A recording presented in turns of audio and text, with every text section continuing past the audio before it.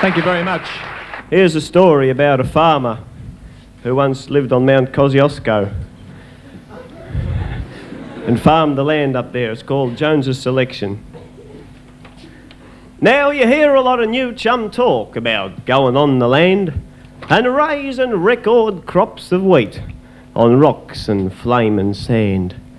Now I hates exaggerating skites, but if you likes, I can authenticate a case in which the land went on the man.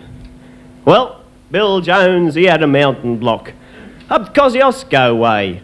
He'd farmed it pretty nigh to death, the neighbours used to say.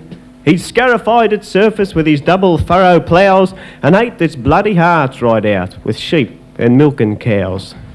He'd filled its blamed intestines up with agricultural pipes and lime and superphosphates, fit to give the land the gripes. Until at length the tortured soil, worn out with Jones's thrift, decided that the time was come to up and make a shift. One day the mountain shook itself and gave a sort of groan. The neighbours was a lot more scared than they was game to own. Their jaws dropped down upon their chests, their eyes was opened wide. They saw the whole of Jones's farm upend itself and slide. It slithered down the mountain spur, majestic-like and slow, and landed in the riverbed 1,000 feet below.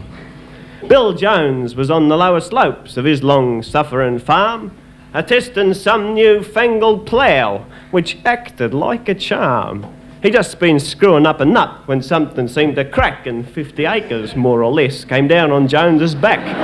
To sudden like a shake, a crack, a slither and slide, and Bill was buried 50 feet below the soil he used to till. One moment he was standing there a-owning all the land. The next he's in eternity, a spanner in his hand. They never dug up no remains nor scraps, Sir William Jones.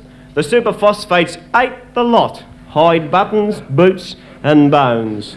For this here land what Jones abused and harassed in the past had turned and wiped him out. Things got evened up at last. From this untimely end, old Bill, it would perhaps appear that going free selectin' ain't all skittles, nor no beer. So all you cocky city coves, what's saving up your screws to get upon the land, watch out, the land don't get on yous.